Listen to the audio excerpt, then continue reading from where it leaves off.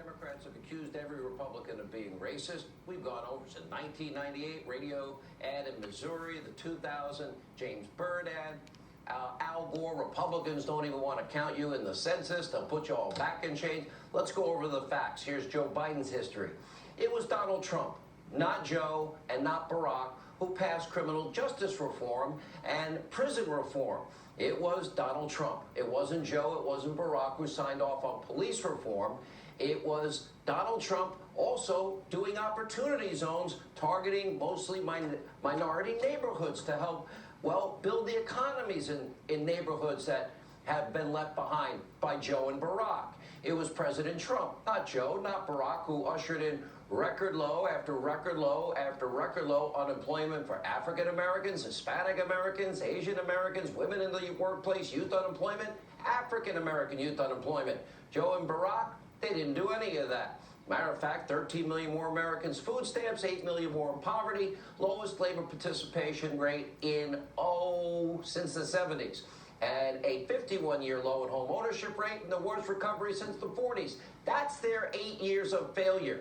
And by the way, 3 years in, President Trump has done more for minorities in this country than Joe Biden, Nancy Pelosi, and Chuckie Schumer did in 125 years. Watch this.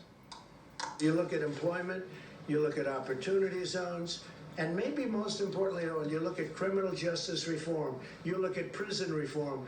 I've done things that nobody else, and I've said this, and I say it openly, and not a lot of people dispute it. I've done more for Black Americans than anybody, with the possible exception of Abraham Lincoln. Nobody has even been close. The media mob, they're the biggest contributor to the Biden campaign and all things radical, extreme, democratic socialist. They'll never tell you that.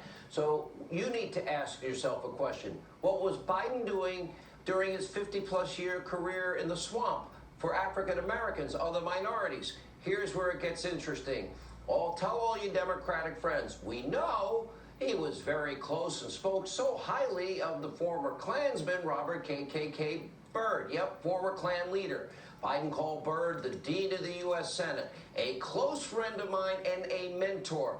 That man filibustered the Civil Rights Act of 1964 that, well, Lyndon Johnson needed 80% of Republicans in the House and Senate to get passed because most Democrats, there are a lot of Democrats who were opposing it.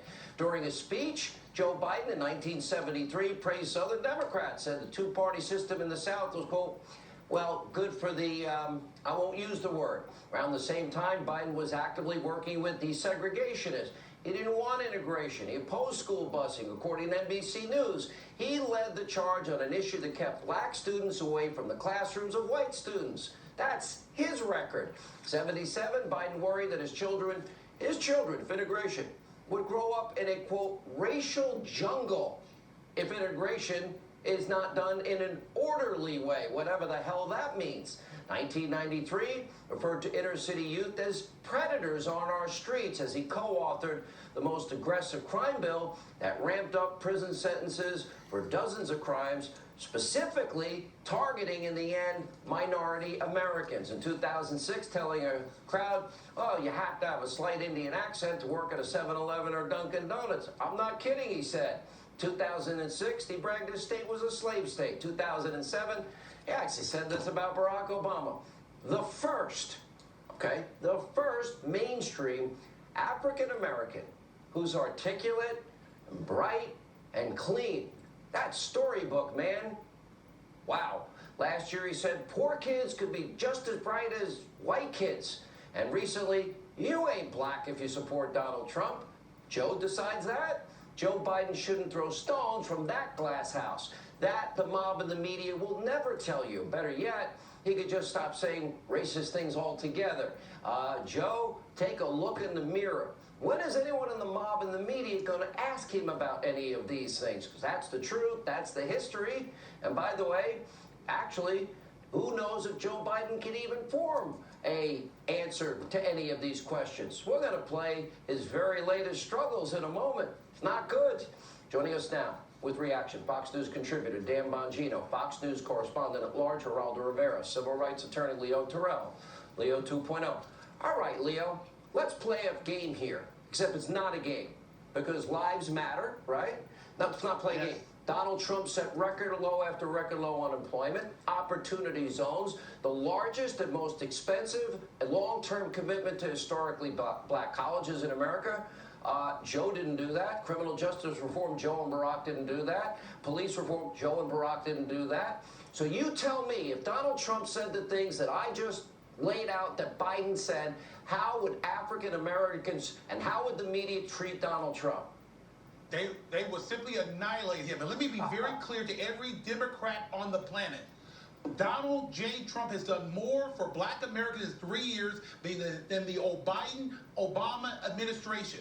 The reason why I'm here right now, the reason why I'm voting for Donald Trump is because Joe Biden went on national radio and said, if you vote for Trump, you ain't black. That is insulting. That is racist. Biden is the racist. And what is amazing is you have another dinosaur, Jim Kleinberg, who uses terms like Nazis and Gestapo. He needs to retire. That is insulting to the people who suffered during the Holocaust. So you have these old, outdated Democrats who are still trying to pander to blacks. Blacks reject this. And with the crime going on in these Democratic cities, it's insulting.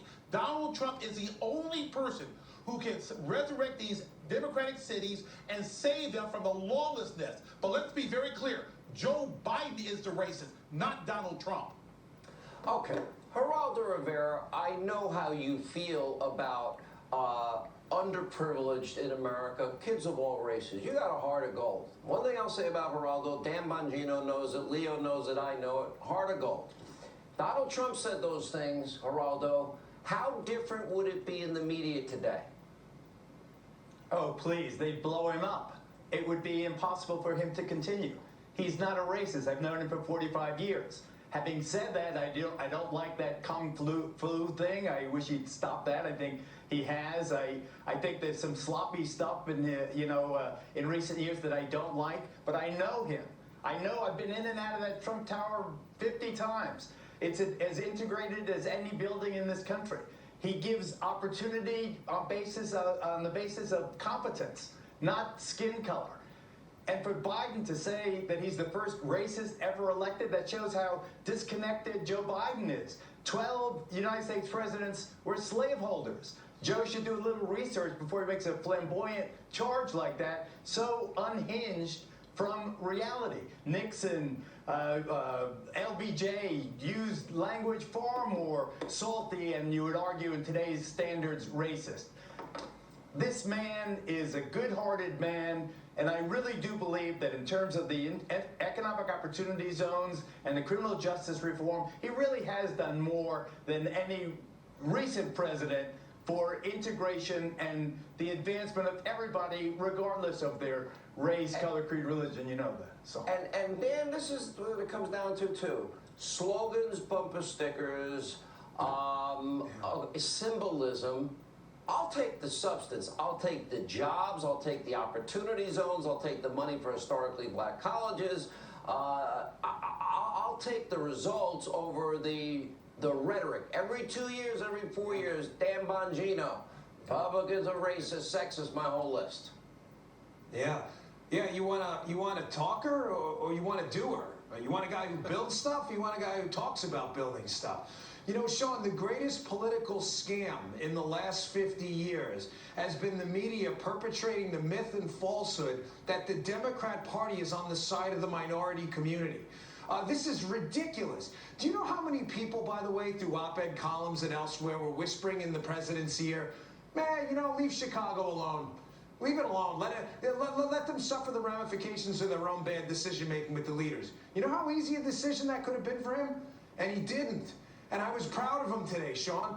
He came in there and he said, no, not on my watch. And as I was preparing for this segment earlier, Sean, it's not a joke.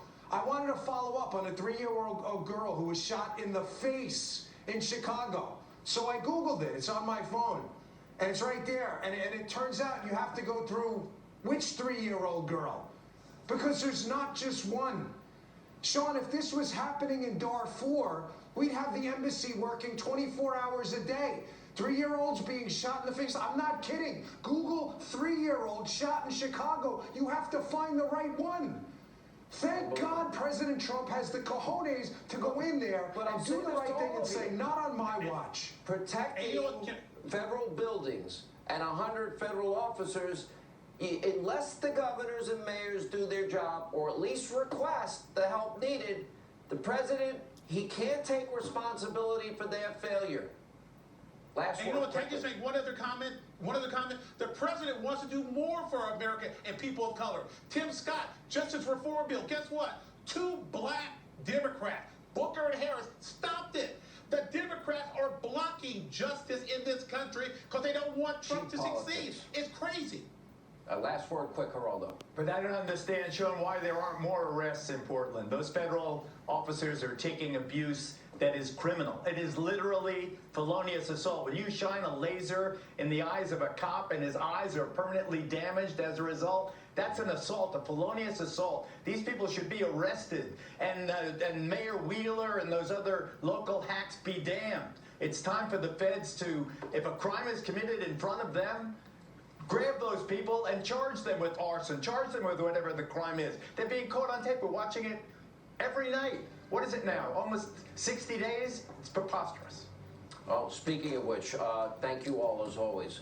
Now, speaking of the war zone in Portland, Ami Horowitz was in the middle of that Schiff, named after Adam Schiff show.